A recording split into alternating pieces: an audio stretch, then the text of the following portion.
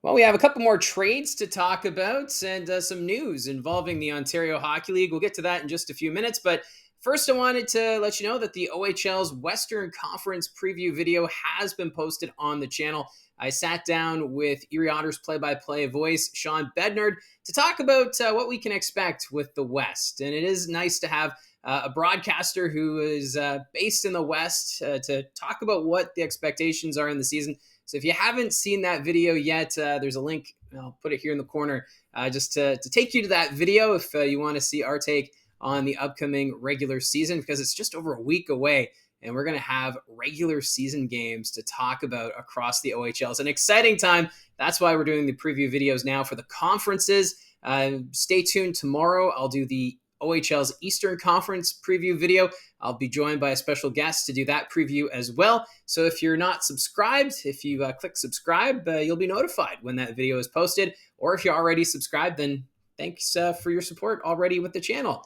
Now getting to the news items for today. Starting off with today's news, the Canadian Hockey League has announced the CHL USA Prospects Challenge. We already knew this was coming. We were waiting for the official dates, and they're going to take place November 26th and 27th. Budweiser Gardens will host the first game, and then the Tributes Community Center in Oshawa will be the site for game number 2. It's pretty exciting. This is a 3-year plan that the CHL has that will see the U.S. National Development Team send their top prospects to London and Oshawa to compete against the CHL top prospects. It kind of replaces the former CHL Russia Top Prospects Challenge.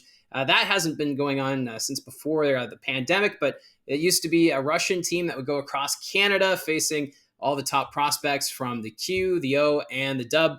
But now they've decided, why not dive a little bit more into the rivalry between Canada and the U.S. And it's going to be 2 exciting games. It's going to be a bit of a competitive style, too. They've got a neat format where the winner will get 2 points. And if it's a tie after the 2 games, then they're going to play a little extra overtime in that second game in Oshawa to determine the winner. So it's a great opportunity for the NHL scouts to see the top prospects going into the 2025 NHL entry draft, and even for fans to be able to see some of the top prospects from the United States that we don't usually get to see, as there's not that crossover until the World Juniors typically. So a great opportunity. So the London Knights, they're going to be hosting the first game on the 26th, and then the Oshawa Generals hosting the second game on the 27th. And I believe tickets are now on sale. So it's going to be an exciting little tournament, and can't wait to see how it all works out. Hopefully it goes on past the 3 years, seeing the CHL top prospects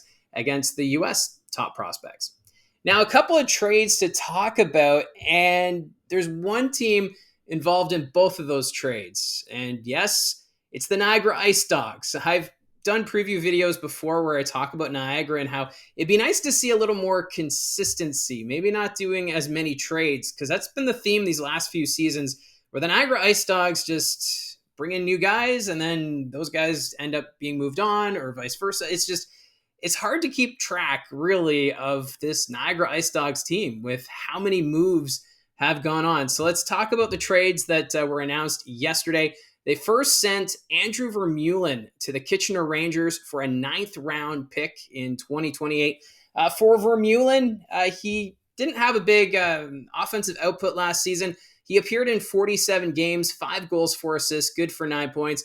Vermeulen, though, a pretty big body on the left side, 6'2", 200 pounds. So the Kitchener Rangers adding a little bit of depth here as Vermeulen, maybe a bottom 6 player on the Kitchener Rangers team, although this is a Kitchener team that entering a bit of a rebuild. So they don't want to be pushed around, and that's where I think a guy like Andrew Vermeulen will fit in nicely there. But still, getting a 9th round pick, we'll see what the Niagara IceDogs are able to do with that, and it's down the road, down in 2028. So that was the first move that the Niagara IceDogs did.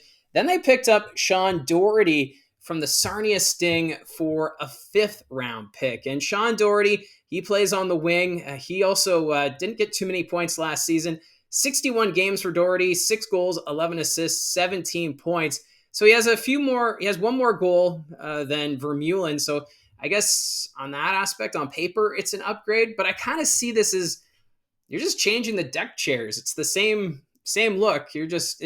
just different chairs that you're putting in place. No offense to Shawn Doherty or Andrew Vermeulen, because Vermeulen, he had there was a lot of excitement when he was drafted into the Ontario Hockey League. He's got a lot of potential, and maybe he'll find that with the Kitchener Rangers. Well, Shawn Doherty seemed to be a better skater. He's pretty quick on his feet.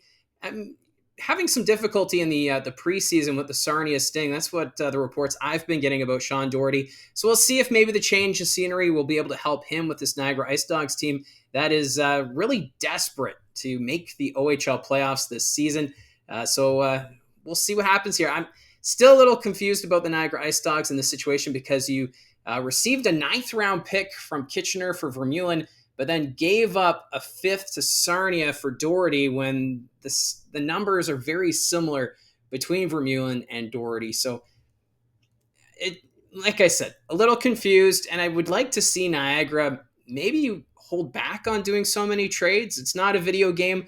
You want to build that chemistry. You want that consistency, and you're not really going to get that if the lines keep changing, if you keep sending guys out, bringing new guys in, and then just waiting for something to click. It's 9 times out of 10 not going to happen, because it takes time for these players to really figure out their lines. So I'm hopeful that the Niagara IceDogs are able to make the playoffs, but if they're going to keep these habits of doing all these trades, it could be a long season in St. Catharines. But I do like these two players, Doherty and Vermeulen. Vermeulen, he's got that size. I think the Rangers are going to like that. And then Shawn Doherty with that speed, maybe another option there on the wing going forward. But that's how I see it from the booth. Let me know in the comments section down below your thoughts on the trade, or even the CHL USA Top Prospects challenge that's coming up in the month of November.